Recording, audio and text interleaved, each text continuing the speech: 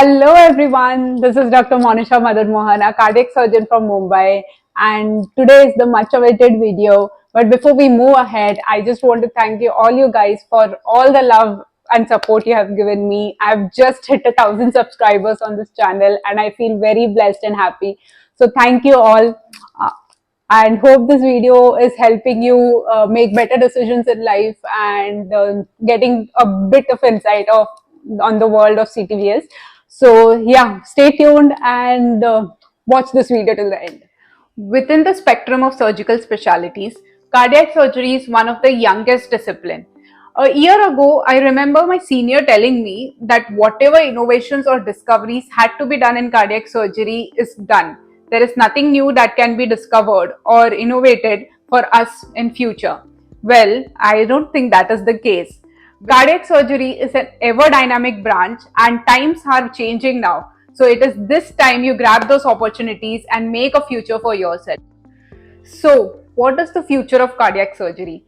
Future does not mean whether you will get a job, whether you'll get a good salary, whether you'll get good hands-on, good cutting, but it means how any specialty will evolve to ensure better health to the patients with the use of current unparalleled developments in the areas of science.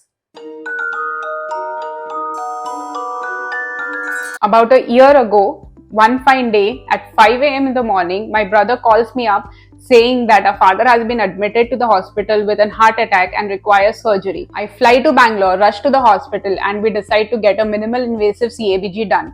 And I was amazed of the results.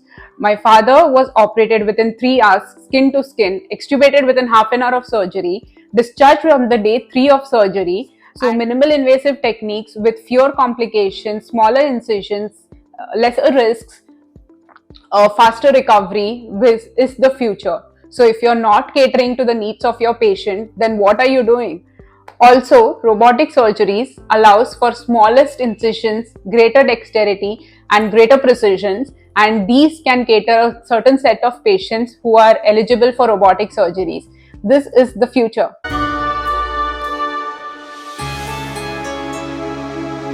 Cardiac surgeon's role is ever evolving, which encompasses a range of diagnostic and therapeutic approaches, not only the conventional surgical techniques, but also the newer transcatheter techniques. Cardiac surgeons are expected to be hands-on in this field of transcatheter interventions.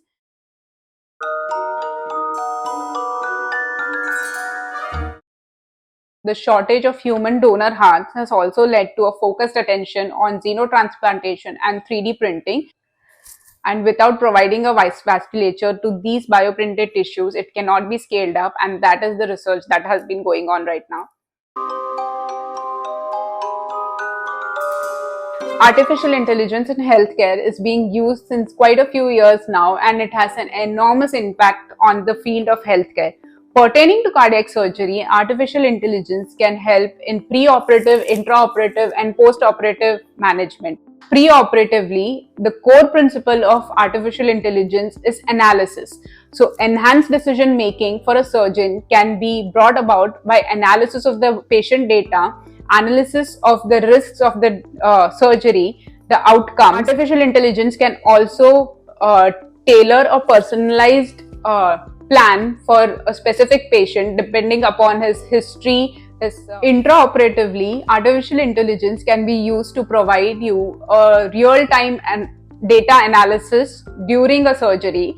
That means it can calculate the amount of blood loss that is going on and predict the amount of drains post-operatively or the complications that patient may go through due to the surgical techniques and steps you have done intraoperatively. The artificial intelligence algorithm also provides a predictive analysis of post-operative bleeding, arrhythmias, any complications that the patient might go through depending upon the pre-operative and the intraoperative data analysis.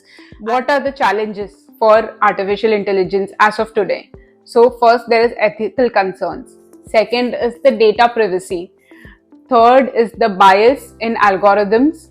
Fourth is the cost of artificial intelligence. Fifth is lack of human expertise in this field. Lastly is the lack of human touch, because it can never be replaced and surgeons will never be out of job, so don't worry about it.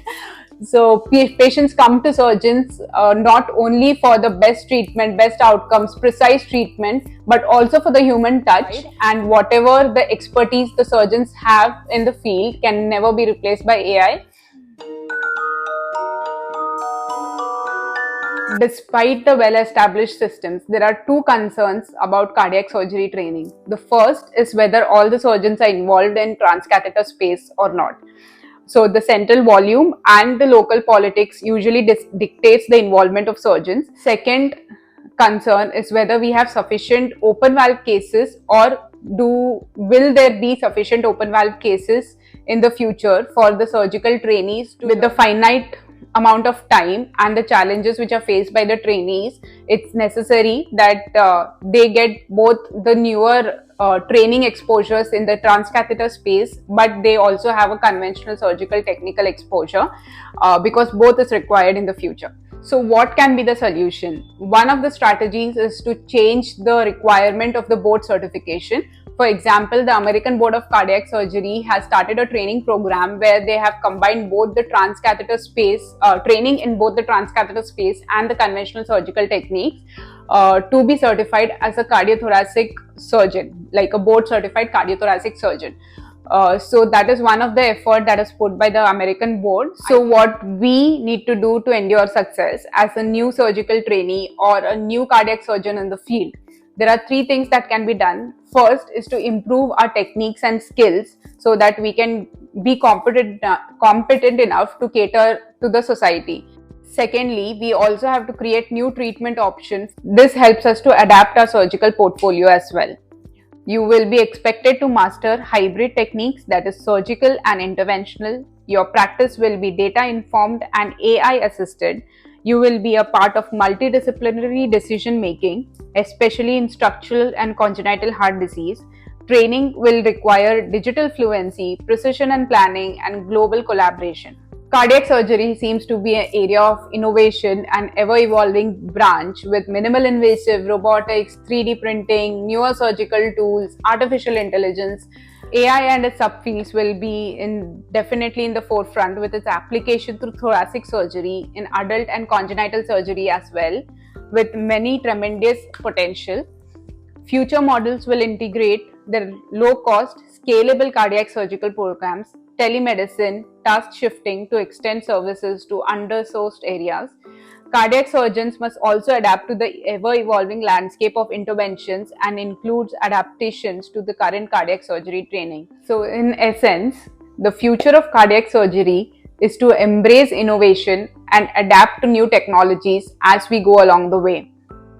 So coming back to the question, is cardiac surgery a dying branch? Well, do you want it to be? How can an ever dynamic branch be a dying branch?